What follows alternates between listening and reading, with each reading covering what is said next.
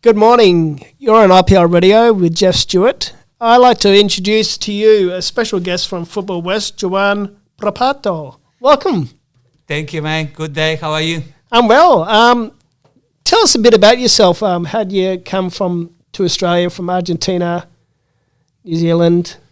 Yeah, well, it's a kind of long story, but 2007, I got the call to go to New Zealand and coach Ellerslie. So I was there for over 2 years. Then we moved to Wellington to three clubs. Wow. Then we went to the Wairarapa. And then we went to Germany. My wife is German. Then back to New Zealand, to a beautiful Bay of Plenty. If you've never been there, you should. And then 3 years ago, I had the great opportunity to move to Western Australia. I've never been here before. Yeah? But I knew one of is Diego Armando Maradona, Messi, like my cup. And the other one is Gabriel Batistuta. He used to live here in Perth. Okay. So for over 10 years, when he retired, he came to Australia. So when they asked me on the interview, why do you want to move to Western Australia? I look at the beaches and whatever. And the beaches are meant to be nice here in the summer. Well, one of my idols, Gabriel Batistuta, used to live here. So I want to live here too. So that was like, okay, so tick the box. And they were really happy. And it's a beautiful place to be. And I'm in the southwest in the Lewin. Okay, so, nice down there. It's beautiful. Here any time of the year? Yeah.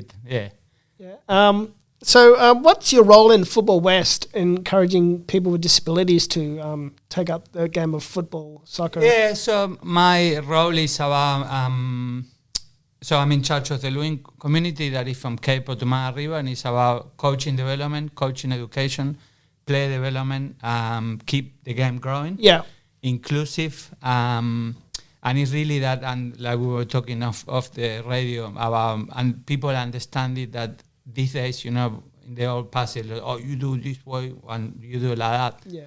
And it's not like that anymore. There are more and more things, at the course here. For example, people with anxiety going to Subway, now share that experience with other people. So players with anxiety to go to trials, to Country Week this week. So it's about that understanding and helping others to understand that it's not ABC. There are different ways of dealing with people. There are different personality. Yeah. And we just need to acknowledge that, and then provide an opportunity for kids to play sports. Oh, okay. And again, I'm promoting the course. If you didn't do the course, you should do it. Oh, nice. Very good course. Yeah. What does that entail, the course? So the course really is about mental health first aid for youth. Oh, okay. But also, give you a platform for anyone really that have an idea about what is mental health. Yep. And really give you the tools to assess the different situation with anxiety, when people have mental health, depression, potentially suicide. So it really, you are that first aid, the first contact. And if you say to me, I've been thinking about committing suicide or something like that, and then okay, tell me more about it, and just sharing that information with you, and I've been thinking about that for, 1 year, and okay, tell me more about it, and I want to do this, and it's kind of like, okay, so if it's just like, what do you think you need, any help or things like that, and then kind of assess the situation, and then potentially if you're in a school environment, I will need to disclose the information with your teacher or the principal. Potentially it could be help. They're really good. Good. And I hear you collaborate with the Special Olympics West Australia in some forms of soccer and getting the game out there, inclusiveness for people with disabilities as well. Yeah, so we have a lot of more programs like for inclusive, like walking football, and people with disability playing in Banbury Carnival as well. We have one member and one of the clubs in Basildon City, Brad, that he's always doing like promo days, and I did in New Zealand too, basketball in wheelchair, and I play as well. So it's just giving a wider range of opportunities, and related to the mental health. For example, I still playing, but I don't know how long can I play because of my Achilles and ankles and quadriceps and everything. So, but the walking football will be a good alternative. So for my mental health, my wife will be probably saying, go and play walking football, you will be fine. So that could be an option for me and other people as well to keep playing, to be engaged, to have a hope, and a goal, something to do really, because when sometimes even professional players, also rule football, whatever, they finish a career. They don't know what to do, and then the problems start. So it's kind of have that plan and that structure to keep yourself in. So here you got big accolades as well. You've played for over 20 years in a professional career, more than 20 years playing and experience in coaching as well. I mean, that's highly motivating for other people to your accolades. It must be outstanding. Yeah, I mean, definitely. I'm a River Plate supporter, so for the Boca fans, played there when I was 94, 95, 96, professional club in Argentina, and then since then keep playing, and then I knew I want to keep coaching, giving back to the game. So I'm a PE teacher, a professor of physical education, have a master's degree in high performance, so I studied in 7 years. And of course, I studied English because I knew if I went overseas, English we've got a lot of Italian community here in Perth. And I'm Italian too, so, and my wife is German, so a bit of everything. So playing and then starting coaching. Okay. Different teams, at clubs in Argentina, helping. Then went to New Zealand, coach the National Women's League. It's like the W League here, over 3 years with YBOB. Then NTC, that is the National Talent Center here. And then keep getting better. And for me, the key is it's not about me. It's about us. It's about the coaches. It's about if I could give you a bit of knowledge and you grow and you develop your own way. And then I go back and help you again. And then you keep getting better as a coach. And it's not just like, here's the knowledge, because you, that's not how I learned. That's not how we did the course here. It's just, I remember they asked, how do you eat an elephant? How do you eat an elephant? Can you just put it in your mouth? No, so you need to okay, this is your plan. We're going to do this. Not that we want to eat an elephant. But, so then I did all my coaching license, mini Rooster Star, then C license, A license. And then the next one higher will be the pro license, but I will need to be in a professional club. So that Press Glory. So. And you're telling me an affair about the blind league over in Brazil, how a guy was just dazzling through to... that was unbelievable. So in Argentina and the Paralympics, of course, Argentina, Brazil, like the Kiwis and the Aussies, the Wallabies, maybe a bit more fire even. And then we were at the final of the Paralympics. The Argentinian team, they always do really well, and Brazilian too. And unfortunately, this Brazilian guy, so blind football, got the ball and was like Pele, was like boom, boom, boom, boom, 1-0. And our boys bronze medal, but it was a tough game. But they call them the murciélagos, so the bats, they all cover like this.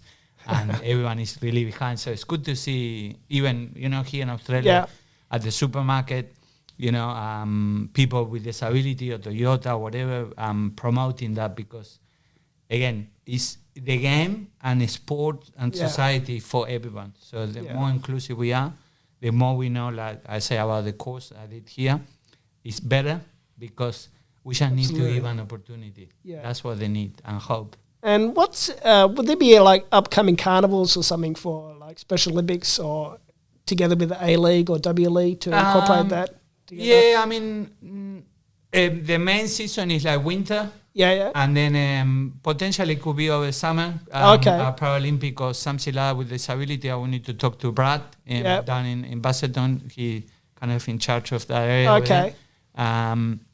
But potentially will be something. But we try to get more and more programs. Sometimes, especially in the Southwest, because the numbers will be more limited. So to run something for players with disabilities, but definitely inclusive is really important for that community engagement with them. And what do you bring out the best in players that you coach and coaches as well? What skills do you bring out the best in them to be on the field? Many times, I was sharing this experience at the course here when I did the course, and it's about first, it's not about you. You as a coach that you want to win. It's about them fun need to be number one because they need to be fun. Yeah. And then kind of find the way that the players, why are you playing? And say like, oh, I want to have fun. Okay, everyone want to have fun. Good. So that should be always the number one. Yeah, absolutely. Fun. And then rather than you telling them what to do, they'll tell you what they want. Okay. And then, of course, it will have to be sometimes, like, okay, that's a good idea, but maybe to do it, I don't know, before the game, we do a warm-up and like, what about we run around like chickens? Oh, maybe not good idea. We can do it later, And it's kind of like, I give you a bit, you give me this, and then if they really behave, then, okay, very good. You guys were amazing today. I don't know, we're going to have whatever, a race or whatever you want to do. So it's kind of like asking them what they want, deal with that, manage with the players, talk, and it's what we call is a player-centered approach. It's coach-centered approach. It's more about what they want, what they need, and then once you know their needs, then you just keep helping. And I try to do the same with the coaches. So if the coaches need help, I kind of like, okay, tell me more about it. What I need to know about tactics. Okay, which tactics, when, and then sometimes you give them information and they're like this, and I say, okay. So you explain to me what do you understand, and then they go on like this. I say, oh, good, that's good. So even when you explain something, I explain to you, and then you're like, oh, okay, I got it. But you got it in a different way. But it's nothing wrong. It's your way. So if you understand it and it's helpful for you, it's like, perfect. That's good, man. Good on you, man. And the partnership you have with IPL Radio with Tris, who does amazing work with depression, anxiety, and so forth. What do you hope to get out of that for further years to come? Yeah, I mean, for me, I've been doing that already quite a bit. It's about that. I didn't know about this course, to be honest. Yeah, okay. I was talking to one of the teachers, her name Valves. Hi, Val. She's a Chimes in Basildon, Shoshana Malloy. And I saw a certificate on the wall. And I said, what is that? Use mental health first aid. And she explained to me, she say, oh, go onto the website. Yeah. And then I went and I looked and I was like, oh, that's amazing. So when Contact Trish sent an email, then got course completed yesterday, they did the certificate. Oh, well done. Potentially I could be, if they need, I think I need to do another course. Educators or delivering courses.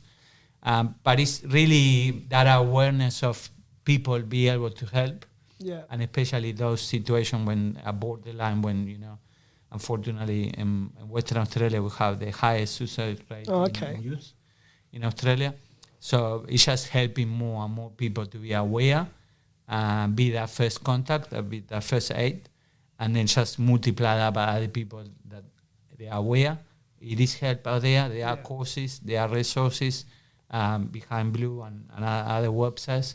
So is there any plans in the near future to have like a social, like Friday night, like weekend soccer game with people with disabilities, or people coming together and playing soccer under lights? Yeah, so we have, I think, next weekend the Banbury Carnival. So there's quite a lot of games over there. Last week in Basildon we have a carnival as well. Check it out. I mean, they can contact me on internet. Social media, and then I can let them know. But cool. Yeah, we always looking for new opportunities, and sometimes even people like 8 or 10, and when we organize something, and we always keen to get the ball rolling, and get more people engaged. And the more you do, it's just when you do good things, they keep building. Like you guys here, amazing with all the things you do. I saw all the wall with all the pictures, the volunteers. And they do a splendid job, volunteers. Yeah, so it's good. It's good to grow that capacity of people helping, to recognize, and then when you have a good reputation, like you have good people in your organization here, there will be more and more people. Yeah, and then you need to manage. You need to be ready to manage. But I think you are on the right track by promoting, by doing these courses, and then more people that come to the course have a really good experience. They pass the knowledge, and then we just keep growing that aware of that we can help other people. Yeah. Thank you. I think it's what you do is inspiring for many athletes and coaches worldwide. In Argentina, they must still look up to you from overseas. Do they still keep in contact with you over here? Yeah. Well, social media is good to keep in touch with everyone. Sometimes when I go there, I like, they want to play a game here and there and blah, blah, blah. And I say, like, I'm not 18 anymore. We can catch up. But too many games in a month. It's just one game, and I need probably a week to recover. But something I want to share, when I was doing the course, kind of came to me, when I played for River Plate, and then 96 at the end was a really difficult year because I got a free transfer, so pretty much they say, you're good, but not good enough. So now thinking back, that year after 97, I was in a bit of depression. Okay. And I kind of, put a bit of weight that I never really did. I kind of lose track a bit. Yeah. And I remember one day on the bus, and I saw a gym, to train, was boxing. No, not to punch people, but was more the training. And I went and kind of went back boxing. And then it kind of like cleared my mind in a way and then kind of got me on track. I said, no, I want to keep playing. I didn't make it into River Plate, into that first team to play a professional contract, but I got so much talent and things to look for. I want to keep coaching. I want to do this, blah, blah, blah. Yeah. And then I make this big plan. And that boxing academy, that really gave me the hope and belonging to something, to get back into track, to then go back playing football again and whatever. So I think it's normal for everyone, if we think, to have that moment. Yeah. And sometimes we don't realize until we think about it. And the other thing maybe I want to share is about things I try to do to be in a good mental space. So I do yoga 2 or 3 times a week. It's really good. Do you check out the beaches at Scarborough Beach? And that's there good. As well? Yeah, that's good. And then I also have goals for the year, but not only about work. Also family, friends, health. Read a very good book. It's called The Winning Bible. It's nothing religion, it's just the name. Yep. And then the other ones is about planning holidays and things that you want to do. That we did it on the course here. That please say, okay, what are you going to do for yourself? And then me too, always looking after other people. Yeah. Are you looking after yourself? And that's what we need to do. So need to look after ourselves. But back to your question, definitely yes. Always try to be an inspiration, but everyone is an inspiration in a way. I always look like, you guys, what you do here, and people with rough moments, they come back and they build something, and you guys have a radio and so many volunteers, people coming here and helping, and it's just amazing. So many times the inspiration is just around the corner, but you don't see it. No. So there are always moments, where I'm, thinking back about Argentina, unfortunately there are quite a lot of poor people. So even if you have a roof and food and this, we should be grateful, and we're always looking for more. And I know I'm ambitious, but sometimes you just enjoy the moment, enjoy everything we have. We live in a beautiful place, in a beautiful country. Yeah, so we need to be really grateful of that. I'd just like to thank you, Juan, for coming all the way out here to spend your valuable expertise time here at IPL Radio with myself and Tris and the team here. And really thank you for giving us an insight into your life, into your soccer, into your coaching, into bringing inclusive people with disabilities to come together to play the game of football, which everyone around the world loves. And, it's going to go on for many years to come, and I really appreciate and respect the amazing work that you do. Thank you, guys.